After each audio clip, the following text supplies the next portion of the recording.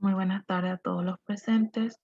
Sean muy bienvenidos a esta actividad que estamos proponiendo para este día de hoy sobre el tema trastorno del espectro autista TEA, características y abordaje, donde nuestro disertante y la moderadora van a estar hablándonos un poco de lo que es la característica del TEA, cuáles son las señales de alerta, la forma de abordaje y el screening por medio del cuestionario de autismo en la infancia modificado que es el MCHAT.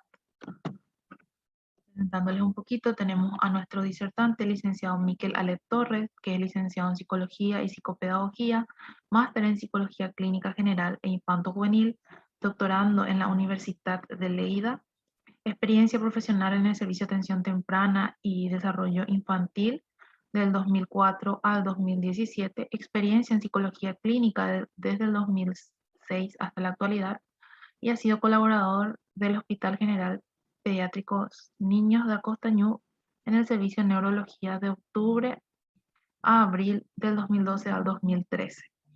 Nuestra moderadora es la licenciada Tamara Martín Sich de Torio. Ella es licenciada en psicopedagogía, tiene experiencia en atención en consultorio de psicopedagogía del 2007 al 2014, tiene experiencia en estimulación cognitiva para adultos mayores del 2008 hasta la actualidad y actualmente es universitaria del quinto año de la carrera de medicina. Adelante, el auditorio es todo suyo, licenciado.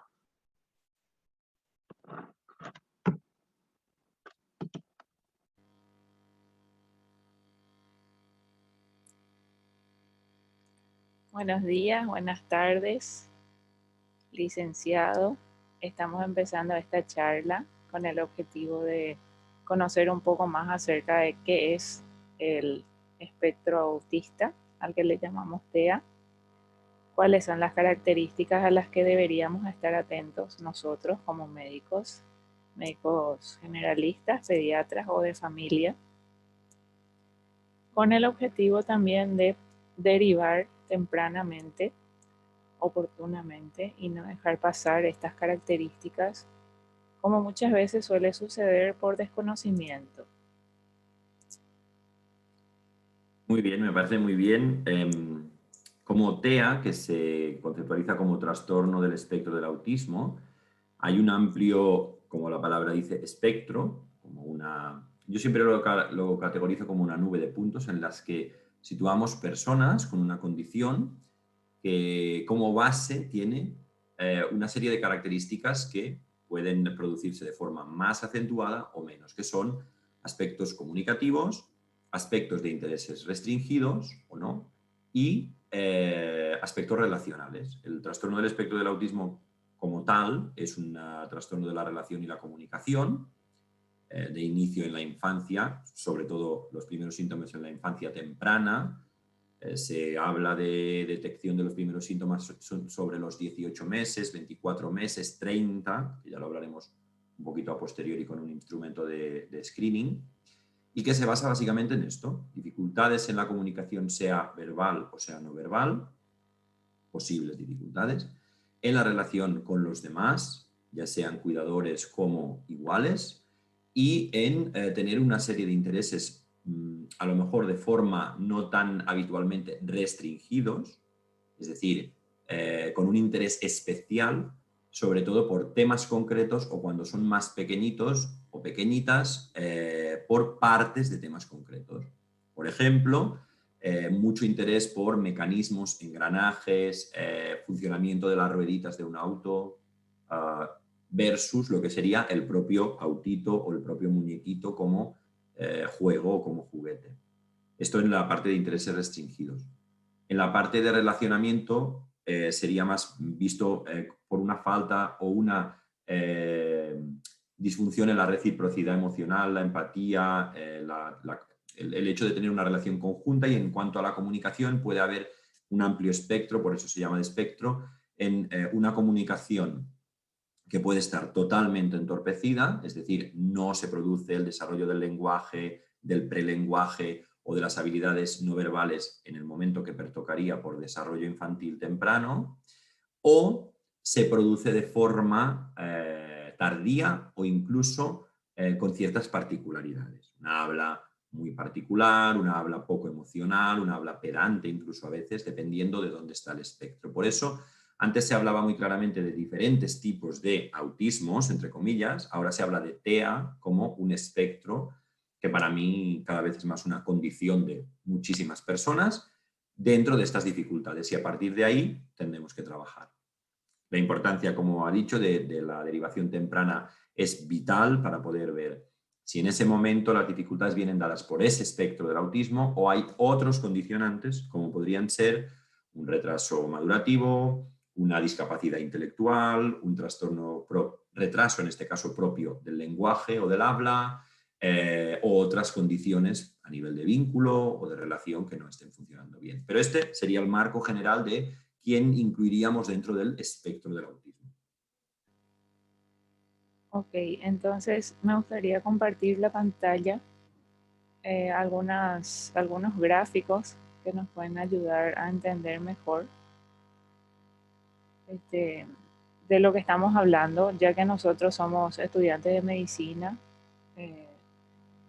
y no estamos tan acostumbrados a todos estos vocablos que usted acaba de mencionar. Acá podemos ver de lo que hablaste, el apego inusual a ciertos objetos. Si nos podés hablar un poquitito sobre esto, porque esto puede no estar presente todo, puede que estén presentes solo algunos. Por eso se llama espectro y a mí este cambio de perspectiva me ha ayudado mucho a ver que dentro del espectro podemos estar todos en algunos rasgos, pero que es muy importante que se valore bien cuántos de ellos están y como clasificación diagnóstica, si por ejemplo nos atendemos a DSM-5, hay que pasar, ya saben, un mínimo y tener una afectación en cuanto a vida escolar, familiar, social, etcétera, etcétera. Los apegos inusuales. Tener un apego a veces a un objeto concreto en la infancia es muy propio. Solo tener apego a un objeto concreto, ese objeto con ese color concreto, de esa forma concreta y usado de esa manera, es inusual.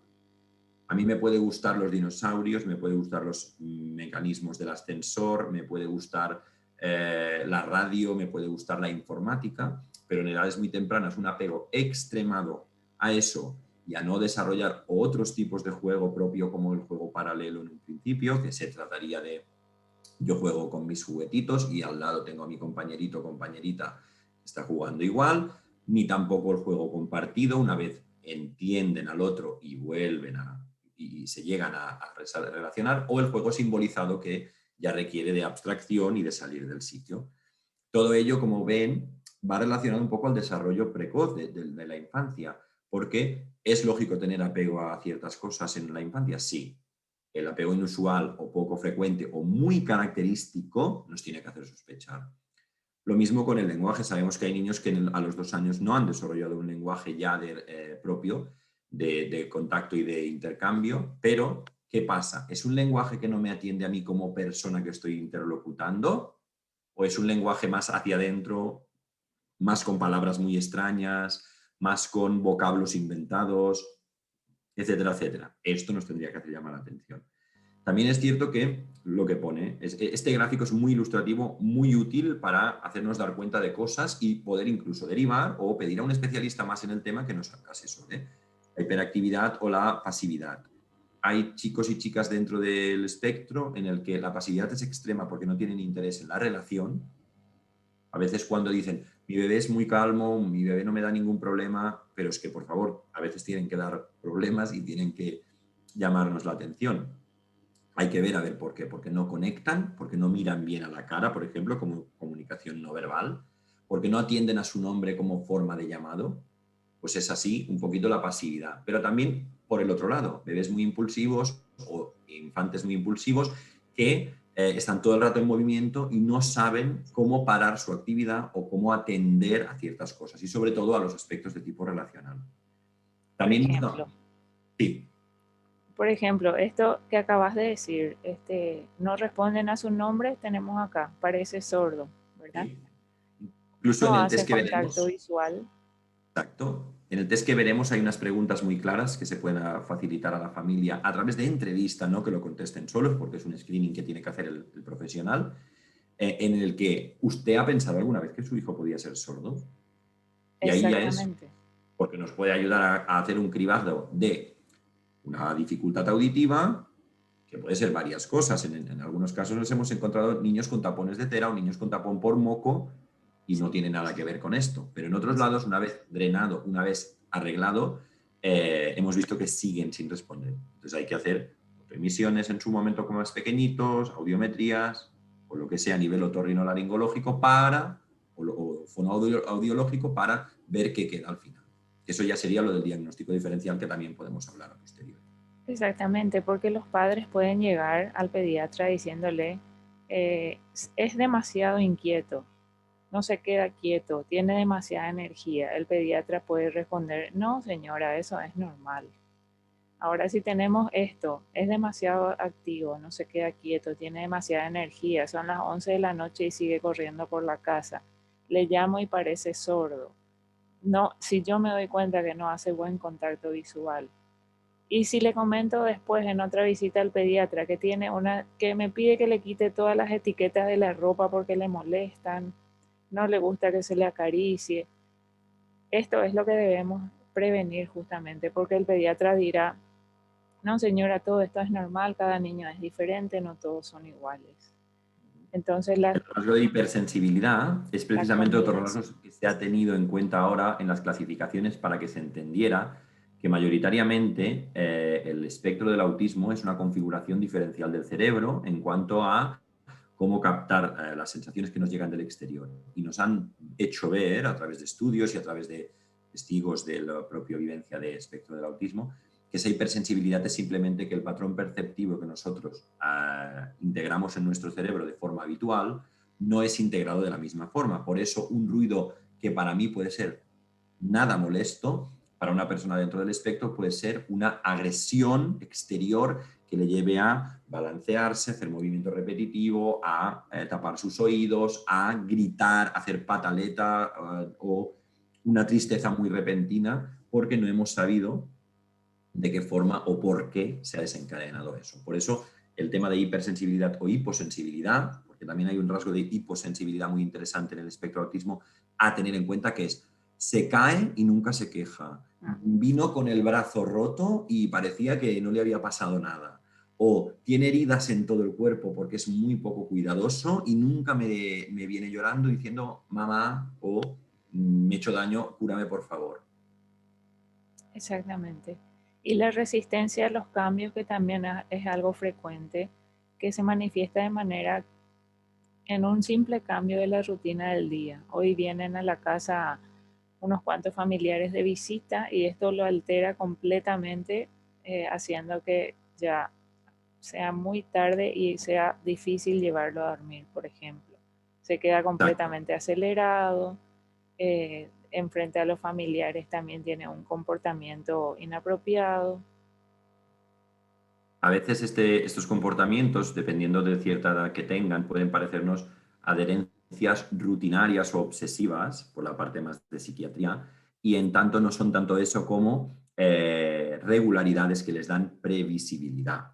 El niño o la niña precoz con TEA, de esta edad que estamos hablando para la detección, suele necesitar un ordenamiento, una rutina, un saberse cómo, quién estará, cómo irá todo el funcionamiento, y eso, como profesionales, ya hablo desde mi punto de vista de más de la terapia, de la psicología, de la psicopedagogía, de la fonoaudiología, nos hace hacer ciertos trabajos con ellos de previsión, de anticipación, etcétera, etcétera. Para detección temprana, que es el objetivo de hoy, es muy importante que se cuestione mamá o papá o cuidador. ¿Le suele costar cuando es fin de semana y no se va a la escuelita? ¿O le suele costar cuando comen un poco más tarde o viene, como ha dicho, familiares que no está previsto que vinieran? ¿O hay una situación improvisa que en ese momento hay que ducharse o hay que bañarse en una hora que no es habitual? ¿Eso le causa malestar? Ahí nos tenemos que parar y poder hablarlo mejor. Exactamente. Entonces Por ahora, los demás, sí, perdón. por los demás, Sí, no, por los demás, pienso que todos van muy relacionados porque está la necesidad de ser llevado de la mano porque no nos interactúa como una persona a la que se nos pueda hacer por llamado, y entonces lo que hacen es nos arrastran para que le abramos una puerta que él o ella podría abrir perfectamente, o nos ven como un objeto. Incluso a veces, para cuando entran en consulta, muchos niños y niñas vienen agarrados de la mano del cuidador, pero en el caso en que, por ejemplo, se les ofrezca un juguete, que puedan agarrar la mano de ese cuidador como si fuera un muñeco o un apósito de ellos, y que sea el otro quien agarre el juguete para dárselo, ¿vale? Esta también es una situación que suele darse y que nos puede hacer ver que en ese momento el niño o la niña no están viéndose como sujeto de poder hacer acciones, sino que nos ven a nosotros como alguien que les hace llegar o satisfacerse de sus necesidades. Por eso, como ha dicho, a veces no les gusta que sean muy tocados, pueden llegar a rechazarnos el contacto por esa hipersensibilidad, pero todo da vueltas un poquito a esos 4 síntomas, los 3 iniciales que les dije, y la hipersensibilidad o hiposensibilidad, iguales. Igual que el juego inapropiado, igual que ciertas emociones desarrolladas de forma extraña, como reír en una situación donde otros llorarían, llorar en una situación que para nosotros no ha producido ningún daño, y es por esa estructura de una integración sensorial diferencial. Ni mejor ni peor, diferencial. Genial. Entonces ahora voy a dejar de compartir mi pantalla y podemos pasar a lo que tenemos preparado, que es, explícanos qué es. Pues bien, una de las cosas que funciona si se lleva a cabo de forma tranquila, concienzuda y en formato de entrevista es un screening que se llama MChat, les paso ahora a compartir, que se trata de unas pequeñas preguntas, yo creo que ahora ya se está viendo en pantalla, vale. Es MChat de cuestionario de autismo en la infancia modificado, que son unas 20, creo que son preguntas, 23, que el profesional sanitario debiera poder trabajar con las familias, no de forma rápida ni pasajera, sino más o menos entre el intervalo de los 18 a los 30 meses. Les contaré un poco mi experiencia con ello para que vean cómo tuvimos que modificar ciertas cosas, porque si no salían o falsos positivos o no servía el screening para detectar, ¿vale? Entonces les contaré un poco un cambio que introdujimos. Y se trata simplemente de que en el intervalo de una entrevista, y con este posible test delante, se le hable a los familiares de ciertas preguntas que debieran pensar de forma concienzuda, porque a veces cuando consultan papás, mamás o cuidadores, vienen con su situación de agobio pensando, me han dicho que mi hijo tiene alguna cosa que no funciona, a lo mejor la escuelita me ha llamado la atención, mi prima me ha llamado la atención, o en otro servicio donde vamos me han dicho que debo consultar con un profesional sanitario. O no, simplemente desde nuestra propia consulta puede ser que nos demos cuenta de ciertas cosas y que esto nos ayude a hacer derivación de forma correcta. MChat funciona así. Son estas 23 preguntas, hay varias versiones, yo tengo esta de 23, hay otra de 20, en las cuales se preguntan aspectos de la vida cotidiana del niño en cuanto a nuestra relación, la comunicación, el juego y todo. Por ejemplo, ¿disfruta su hijo cuando se le balancea, se le hace saltar sobre las rodillas, se le hacen juegos compartidos de atención, de venga, yo puedo proporcionarte este placer del juego y tú lo agradeces? ¿Sí o no? Entre otras, ¿muestra a su hijo interés por los niños? ¿Le gusta a su hijo subirse a sitios altos, como por ejemplo escaleras? ¿Suele esconderse debajo de la mesa? Etcétera, etcétera. ¿Vale? Todas estas preguntas tienen un objetivo, que es saber si en algún momento, durante estos 18 meses de edad a los 30 meses de edad, puede haber algún indicador, por eso es un screening, un barrido para ver qué puede pasar, en el cual se requiere una evaluación más profunda. Hay, de estos 23, 6 ítems críticos. ¿Qué quiere decir con ítem crítico? Todas las preguntas tienen que ser formuladas y todas pueden indicarnos que hay algún rasgo dentro o del espectro del autismo o de otros trastornos del desarrollo. Pero hay 6, sobre todo, que serían las que nos tienen que hacer ver que hay una alarma y con lo cual debo derivar de forma correcta. Estos son el ítem 2. Su hijo muestra interés por los otros niños o niñas de su edad, que nos responde a ¿existen síntomas de falta de relación o de una relación inadecuada con sus iguales? El número 7, ¿utiliza su hijo alguna vez su dedo índice para señalar algo que le interesa? Mira, mamá, o ¿qué es eso? ¿O qué hay allí? porque a ver, el señalamiento de la direccionalidad de la atención es lo que hace que se pueda dar cuenta de que esta personita nos tiene en cuenta para resolver problemas y no solo agarrándonos de la mano, sino que le interesa nuestra presencia para que le resolvamos dudas. Esto a veces es por lo que llamamos la teoría de la mente, que es saber que el otro puede ayudarnos, puede resolvernos y a la vez tiene una mente que puede tener ideas diferentes a nosotros o no. Es un concepto a lo mejor no tan médico, pero para los psicoterapeutas, psicólogos, psicopedagogos, fonos, es interesante. Entonces también tenemos el 9, que es, ¿le acerca a su hijo alguna vez objetos para mostrarle, para que usted le apruebe, usted le diga, ¡oh, me encanta, qué bonito este dibujo, sí, tráeme el juguete que vamos a jugar juntos? Cuando eso no sucede, falta esta reciprocidad emocional entre el adulto y o cuidador y el niño o niña. Y tenemos también el 13, 14 y 15, que es, su hijo imita acciones que usted desarrolla, desde la cara que usted pone de malestar, de tristeza o de mucha alegría a situaciones cotidianas. Si me imita mientras yo estoy barriendo, si me imita mientras hago mi comida, que esto se relaciona también a el proceso de imitación como aprendizaje, pero a la vez como que nos ve como un espejo de su modelo y a la vez se relaciona con el juego. El juego primero es sensorial. Los niños en una edad más temprana, hasta un año a lo mejor, le dan golpecitos a las cosas y se estimulan con lo que ven que pasa o meten cosas dentro de objetos, para luego pasar a este juego más paralelo en el que ya puedo organizar estructuras sobre el año, año y algo, para luego empezar a simbolizar imaginando cosas, jugando con muñequitos que son maestros o con muñequitos que son papá o mamá, etcétera, etcétera.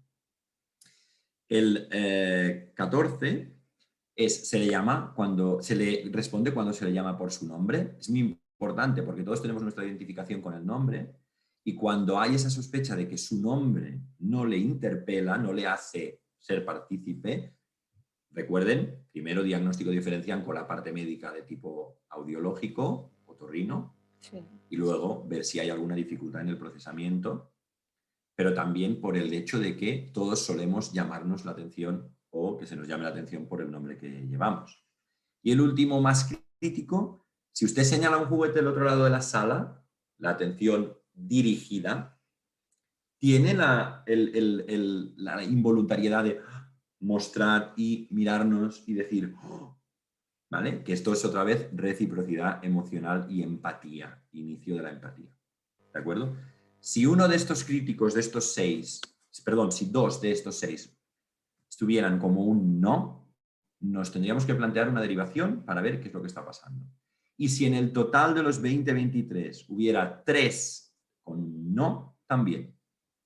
Los críticos, los más importantes, estos que hemos señalado que son 6, incluso nosotros nos dimos cuenta que cuando los preguntábamos a familias, muchas respondían, sí, sí, sí, mi hijo hace todo, mi hijo hace todo, mi hijo hace todo, porque actúa la negación del papá o la mamá o el cuidador a veces en no querer inconscientemente darse cuenta o aceptar ciertas dificultades. Y esto lo tenemos que comprender como técnicos, como profesionales sanitarios, porque nos pasa a nosotros en nuestra vida cotidiana también.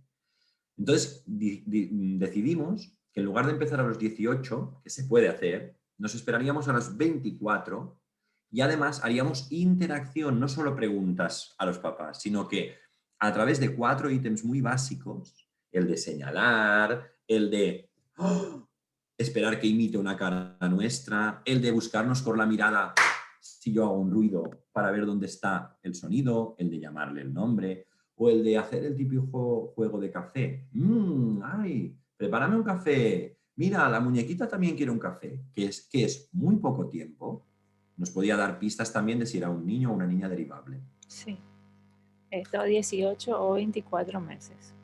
Sí, sobre todo se puede empezar a los 18, porque evolutivamente ya han desarrollado permanencia del objeto y otros ítems necesarios en psicología del desarrollo, pero nos dimos cuenta que nos ayudaba mucho entre esos 18 y 24 poder realizar este screening porque se afinaba más en detectar y sobre todo en complementar la entrevista a los cuidadores con nuestra interacción desde enfermería pediátrica o desde pediatría, desde médico, para poder afinar mucho más. Nos daba doble entrada de información. Muy bien. Al Y comienzo ahí yo los tienen. mencioné también que podría ser, porque dije médico generalista podría entrar dentro de esto. Muchas veces a las consultas al médico generalista o médico clínico asiste la mamá en compañía del niño porque no tiene con quién dejarle en casa. Podemos estar atentos a eso nosotros si es que vemos algunas señales de estas en ese niño que está ahí esperándole a la mamá o acompañándole a la mamá en la consulta. ¿Qué pasa? ¿Qué podríamos responder si vienen ya? Nosotros como pediatra o médico de familia, viene la mamá o el papá o el cuidador y nos plantea la pregunta, doctor, la psicóloga a la que me derivaste le hizo toda la evaluación y salió como dentro, con criterios dentro del TEA. ¿Eso significa que mi hijo es discapacitado? Puede venir a preguntar. Y al final, ahí hay posicionamientos diferentes. Yo les voy a contar el mío. Se tendría que entender una discapacidad en el momento en que veamos que las capacidades desarrolladas de forma normativa no se están desarrollando así. En infancia temprana hay mucho margen de mejora y a pesar de que sí puede ser catalogado como una situación de discapacidad de tipo relacional comunicativo, yo siempre me gusta trasladarlo a la condición. Es como una condición que determina un conjunto de personas en la sociedad. Hay que afinar en qué es para usted discapacidad, mamá o papá. ¿Usted qué está pensando de su hijo? Porque sí hay niños dentro del espectro muy incapacitados, incluso con desarrollo de trastorno comórbido, con discapacidad intelectual, con incluso trastornos sensoriales. Nos hemos encontrado niños con el déficit auditivo más TEA, pero la discapacidad es muy amplia. Yo puedo tener una discapacidad por tipo visual, por ejemplo, y ser una persona con una discapacidad, pero poder desarrollar mi vida.